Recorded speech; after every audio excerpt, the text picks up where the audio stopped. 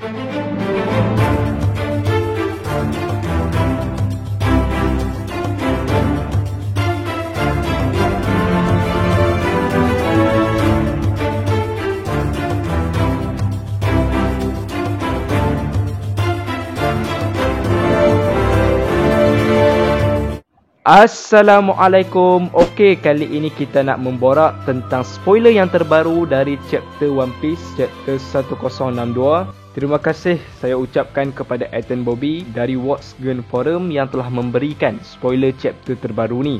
Jadi pada chapter kali ini kita akan mengetahui beberapa perkara sambungan cerita daripada chapter sebelum ini, iaitu berkenaan tentang Dr. Vegapunk, info-info terbaru tentang Vegapunk, dan kita juga akan mengetahui berkenaan tentang apakah situasi yang lain pula yang akan terjadi pada chapter kali ini. Jadi tanpa melengahkan masa, jom kita teruskan dengan spoiler chapter 1062.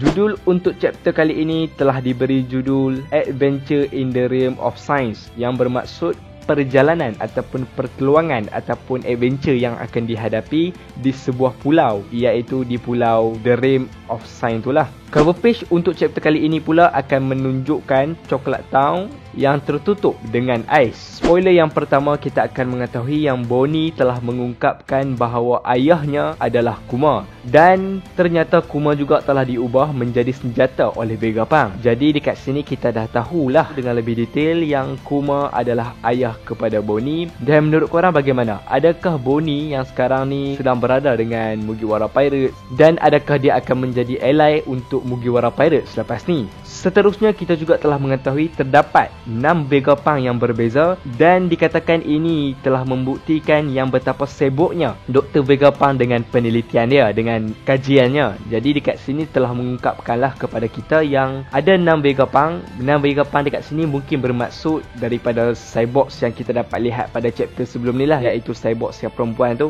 Mungkin ada 6, ada lagi 5 lagi macam tu yang mewakili Dr. Vegapunk. Jadi dengan keadaan seperti ini, tak peliklah yang Dr. Vegapunk ni mampu mencipta berbagai jenis alat, berbagai jenis teknologi senjata dengan begitu cepat. Bahkan bukan setakat itu sahaja, dia juga mengetahui banyak-banyak info yang terdapat dalam dunia One Piece ni.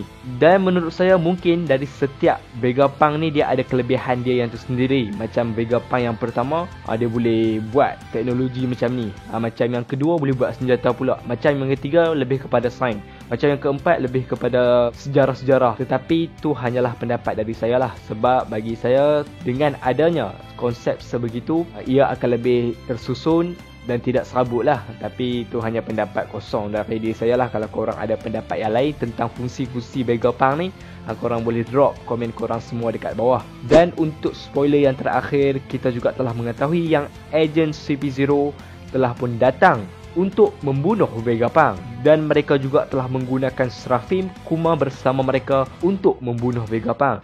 Dan dekat info ini juga kita mengetahui yang CP0 finally ataupun akhirnya telah menunjuk belangnya, telah pun melakukan pergerakannya, dan dekat sini kita boleh katakan yang dia sudah pun khianat terhadap Dr. Vegapunk. Kan sebelum ni kita tahulah yang Seraphim macam bentuk Mihawk, Seraphim macam bentuk buah Hancock. Mungkin ada lagi Seraphim yang lain seperti Seraphim Buggy ke Luffy ke. Itu semua Oda sahajalah yang tahu. Tapi dari perbuatan CP0 ini sudah membuktikan yang Dr. Vegapunk selama ini hanya dipergunakan oleh pihak Marine untuk memperkuatkan pihak Marine. Jadi apabila pihak Marine dah dapat kekuatan yang macam Seraphim ni, kekuatan yang cukup luar biasa macam ni, mereka pun dah rasa yang Dr. Vegapunk ini tidak berguna, dan mereka pun nak bunuh Dr. Vegapunk lah. Tapi bagi saya bukan sebab tu sahaja yang mereka nak bunuh Dr. Vegapunk. Sebab kan kita tahu sebelum ni kan Dr. Vegapunk dah bekerjasama dengan pihak Marine dalam pelbagai perkara. Jadi Dr. Vegapunk mestilah dia telah mengetahui banyak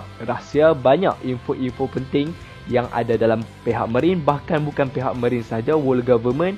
Bahkan mungkin juga dia tahu informasi tentang Glacier Dragon dan sebagainya. Jadi dengan keadaan seperti itu, CP0 mengambil keputusan, pihak Marine ini mengambil keputusan supaya CP0 ini membunuh Dr. Vegapunk, supaya maklumat-maklumat yang ada pada Dr. Vegapunk ni tidak tersebarlah di seluruh dunia One Piece. Jadi itulah beberapa spoiler yang dapat saya berikan untuk sementara ini. Kalau korang ada pendapat yang lebih menarik, korang boleh drop komen korang semua di bawah. Dan untuk pengetahuan korang juga, pada minggu hadapan tiada break, jadi kita akan dapat chapter yang terbaru lah pada minggu depan, iaitu chapter 1063. Akhir kata, saya Bro Aiman. Thanks for watching. Assalamualaikum warahmatullahi wabarakatuh.